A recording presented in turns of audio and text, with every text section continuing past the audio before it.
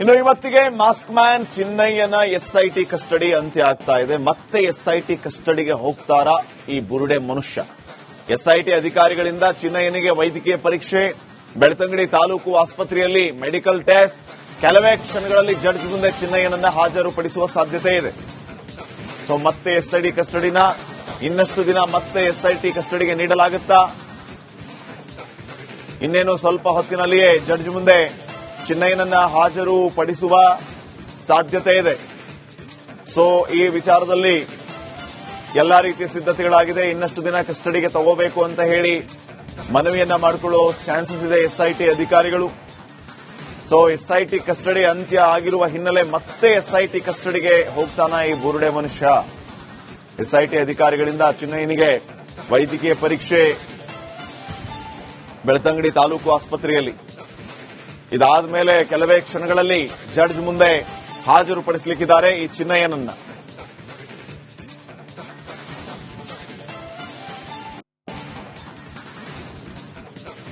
ಬಹುತೇಕ ಎಸ್ಐಟಿ ಕಸ್ಟಡಿಗೆ ಕೊಡೋದು ಡೌಟ್.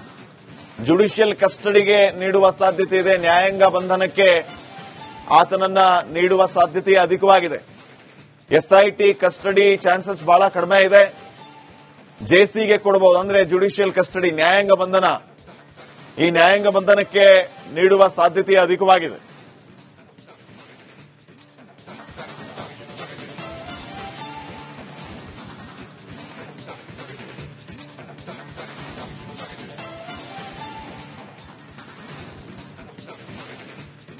ಸೊ ಕಸ್ಟಡಿ ಅಂತೂ ಅಂತ್ಯವಾಗಿದೆ. ಹೀಗಾಗಿ ಮತ್ತೆ ಕೋರ್ಟ್ಗೆ ಆತನನ್ನ ಹಾಜರುಪಡಿಸುವಂತಹ ಕೆಲಸ ಎಸ್ಐಟಿ ಅಧಿಕಾರಿಗಳಿಂದ ಆಗ್ಲಿಕ್ಕಿದೆ. ಎಸ್ಐಟಿ ಅಧಿಕಾರಿಗಳು ಈ ಸಾರಿ ಆತನನ್ನ ಕಸ್ಟಡಿಗೆ ಕೇಳೋದು ಕೂಡ ಡೌಟ್. ಹೀಗಾಗಿ ಆತನನ್ನ ನ್ಯಾಯಾಂಗ ಬಂಧನಕ್ಕೆ ಒಪ್ಪಿಸಿ ಕಳಿಸಿಕೊಡಲಾಗುತ್ತೆ. ಜೆಸಿ ಕಸ್ಟಡಿಗೆ ಆತನನ್ನ ನೀಡಲಾಗುತ್ತೆ. ಜುಡಿಷಿಯಲ್ ಕಸ್ಟಡಿಗೆ ಆತನನ್ನು ನೀಡಿದ್ರೆ ಬಹುಶಃ ಮತ್ತೆ 14 ದಿನ ನೀಡುವ ಚಾನ್ಸಸ್ ಇರುತ್ತೆ. 14 ದಿನಗಳ ಕಾಲ ನ್ಯಾಯಾಂಗ ಬಂಧನ ಇತ್ಯಾದಿ ಈ ರೀತಿ ಆಗುವ ಚಾನ್ಸಸ್ ಇರುತ್ತೆ.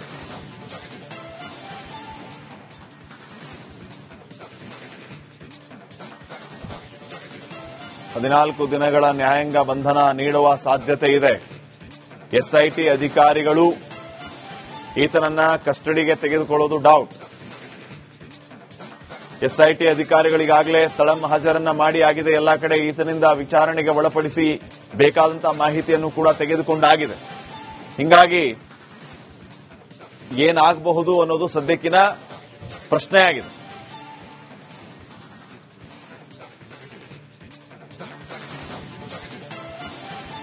ಇನ್ನಷ್ಟು ಅಪ್ಡೇಟ್ಸ್ ಅನ್ನ ಕೊಡ್ತಾರೆ ನನ್ನ ಕೊಲೀಗ ನಾಗೇಂದ್ರ ಬಾಬು. ಈಗ ನೇರ ಸಂಪರ್ಕದಲ್ಲಿ ಜಾಯ್ನ್ ಆಗಿದ್ದಾರೆ.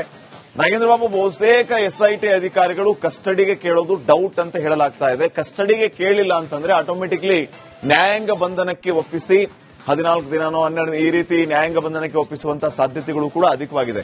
ಏನ್ ಅಪ್ಡೇಟ್ಸ್ ಕೊಡ್ತೀರಿ? ಸದ್ಯಕ್ಕೆ ಏನ್ ನಡೀತಾ ಇದೆ? ಶ್ರೀಪಾದ್, ನೋಡಿ, ಇಲ್ಲಿ ಎಸ್ಐಟಿ ಯಾವುದೇ ಕಾರಣಕ್ಕೂ ಕೂಡ ಕಸ್ಟಡಿಗೆ ಕೇಳೋದಕ್ಕೆ ಸಾಧ್ಯನೇ ಇಲ್ಲ. ಕಾರಣ, ಈ ಒಂದು ಚಿನ್ನಯ್ಯನ ಕೇಸ್ ಇದೆಯಲ್ಲ, ಇದೇ ಒಂದು ಪ್ರಕರಣ ಅಂತಲ್ಲ, ಬೇರೆ ಯಾವುದೇ ಸಾಮಾನ್ಯ ಪ್ರಕರಣದಲ್ಲಿ ಒಬ್ಬ ಆರೋಪಿಯನ್ನ 14 ದಿನಗಳಿಗಿಂತ ಹೆಚ್ಚು ಕಾಲ ಕಸ್ಟಡಿಗೆ ಕೊಡೋದಿಲ್ಲ. ಅದು ಟೆರರಿಸ್ಟ್ ನ ಆಕ್ಟ್ ನಲ್ಲಿ ಮಾತ್ರ ಆ ಒಂದು ಸಾಧ್ಯತೆಗಳಿರುತ್ತೆ. ಆ ಒಂದು ಆಕ್ಟ್ ಅನ್ನ ಹೊರತುಪಡಿಸಿದ್ರೆ ಬೇರೆ ಯಾವುದೇ ಪ್ರಕರಣದಲ್ಲೂ ಕೂಡ ಒಬ್ಬ ಆರೋಪಿಯನ್ನ 14 ದಿನದಕ್ಕಿಂತ ಹೆಚ್ಚಿನ ಸಂದರ್ಭ, ಅಂದ್ರೆ ಹೆಚ್ಚಿನ ದಿನ ಕಸ್ಟಡಿಗೆ ತೆಗೆದುಕೊಳ್ಳೋದಕ್ಕೆ ಸಾಧ್ಯವಿರೋದಿಲ್ಲ. ಹಾಗಾಗಿ ಎಸ್ಐಟಿ ಕೂಡ ಆ ಒಂದು ಮನವಿ ಮಾಡಿಕೊಳ್ಳೋದಕ್ಕೆ ಮುಂದಾಗೋದಿಲ್ಲ. ಇವತ್ತು ತನ್ನ ಕಸ್ಟಡಿ ಮುಗಿತಾ ಇರುವಂತಹ ಹಿನ್ನೆಲೆಯಲ್ಲಿ ಆತನನ್ನ ಕೆಲವೇ ಕ್ಷಣಗಳ ಹಿಂದೆ ಅಷ್ಟೇ ನೇರವಾಗಿ ಆತನನ್ನ ಮೆಡಿಕಲ್ ಟೆಸ್ಟ್ಗೆ ಕರೆದುಕೊಂಡು ಹೋಗಿ MLC ರಿಪೋರ್ಟ್ ಸಹಿತ ಈಗ ವಾಪಸ್ ಎಸ್ಐಟಿಗೆ ಆತನನ್ನ ಕರೆದುಕೊಂಡು ಬಂದಿದ್ದಾರೆ. ಇನ್ನೇನು ಕೆಲವೇ ಕ್ಷಣಗಳಲ್ಲಿ ಆತನನ್ನ ನ್ಯಾಯಾಧೀಶರ ಮುಂದೆ ಹಾಜರುಪಡಿಸುವಂತಹ ಸಾಧ್ಯತೆ ದಟ್ಟವಾಗಿದೆ. 5 ಗಂಟೆವರೆಗೂ ಕೂಡ ಎಸ್ಐಟಿಗೆ ಸಮಯಾವಕಾಶ ಇರುವಂತಹ ಹಿನ್ನೆಲೆಯಲ್ಲಿ 5 ಗಂಟೆವರೆಗೂ ಕೂಡ ಆತನಿಂದ ಹೆಚ್ಚಿನ ಮಾಹಿತಿಗಳನ್ನ ಪಡೆದುಕೊಂಡು ಏನೆಲ್ಲ ಪ್ರಕ್ರಿಯೆಗಳಿದೆ ಆ ಎಲ್ಲಾ ಪ್ರಕ್ರಿಯೆಗಳನ್ನ ಮುಗಿಸಿ ನಂತರ ಆತನನ್ನ ನೇರವಾಗಿ ನ್ಯಾಯಾಧೀಶರ ಮುಂದೆ ಹಾಜರುಪಡಿಸುವಂತಹ ಕೆಲಸಕ್ಕೆ ಎಸ್ಐಟಿ ಮುಂದಾಗ್ತಾರೆ. ಆ ಬಳಿಕ ಆತನನ್ನ ನ್ಯಾಯಾಂಗ ಬಂಧನಕ್ಕೆ ಒಪ್ಪಿಸುವಂತ ಕೆಲಸಗಳು ಆಗೇ ಆಗುತ್ತೆ. ಒಂದು ವೇಳೆ ಬೆಳ್ತಂಗಡಿ ಪೊಲೀಸರು ಏನಾದ್ರು ಸೋಮವಾರದ ನಂತರ, ಯಾಕೆಂದ್ರೆ ಬೆಳ್ತಂಗಡಿ ಪೊಲೀಸ್ ಠಾಣೆಗೆ ಬಂದು ಕೆಲವರು ದೂರನ್ನ ಕೊಟ್ಟಿರುವಂತಹ ಹಿನ್ನೆಲೆಯಲ್ಲಿ ಆ ವಿಚಾರವಾಗಿ ನಾವು ಒಂದಷ್ಟು ಮಾಹಿತಿಯನ್ನು ತನಿಖೆಯನ್ನು ನಡೆಸಬೇಕಾದಂತ ಅನಿವಾರ್ಯತೆ ಇರುವಂತಹ ಹಿನ್ನೆಲೆಯಲ್ಲಿ ನಮಗೆ ಕಸ್ಟಡಿ ಬೇಕು ಅಂತೇಳಿ ಬೆಳ್ತಂಗಡಿ ಪೊಲೀಸರು, ಇಲ್ಲಿ SIT ಆಗೋದಿಲ್ಲ, ಬೆಳ್ತಂಗಡಿ ಪೊಲೀಸರು ಆತನನ್ನ ಬಾಡಿ ವಾರೆಂಟ್ ನ ಮೇರೆಗೆ ಕಸ್ಟಡಿಗೆ ತೆಗೆದುಕೊಳ್ಳುವಂತಹ ಸಾಧ್ಯತೆ ಇರುತ್ತೆ.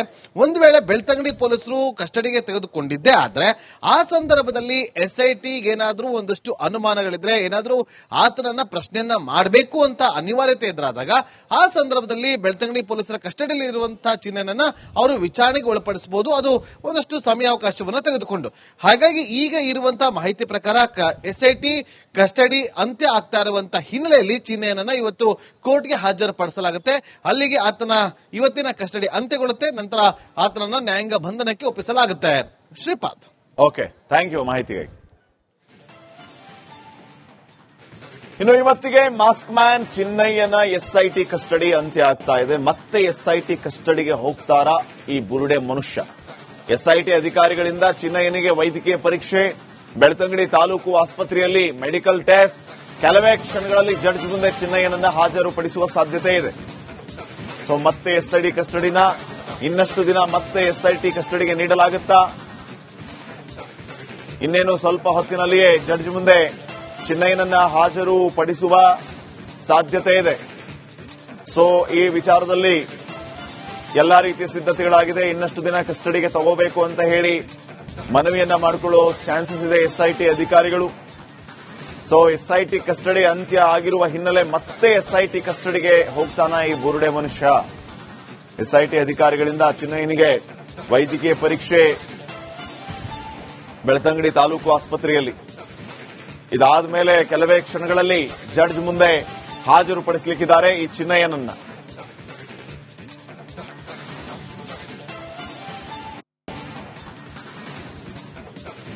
ಬಹುತೇಕ SIT ಕಸ್ಟಡಿಗೆ ಕೊಡೋದು ಡೌಟ್, ಜುಡಿಷಿಯಲ್ ಕಸ್ಟಡಿಗೆ ನೀಡುವ ಸಾಧ್ಯತೆ ಇದೆ. ನ್ಯಾಯಾಂಗ ಬಂಧನಕ್ಕೆ ಆತನನ್ನ ನೀಡುವ ಸಾಧ್ಯತೆ ಅಧಿಕವಾಗಿದೆ. SIT ಕಸ್ಟಡಿ ಚಾನ್ಸಸ್ ಬಹಳ ಕಡಿಮೆ ಇದೆ. JCಗೆ ಕೊಡಬಹುದು, ಅಂದ್ರೆ ಜುಡಿಷಿಯಲ್ ಕಸ್ಟಡಿ, ನ್ಯಾಯಾಂಗ ಬಂಧನ. ಈ ನ್ಯಾಯಾಂಗ ಬಂಧನಕ್ಕೆ ನೀಡುವ ಸಾಧ್ಯತೆ ಅಧಿಕವಾಗಿದೆ.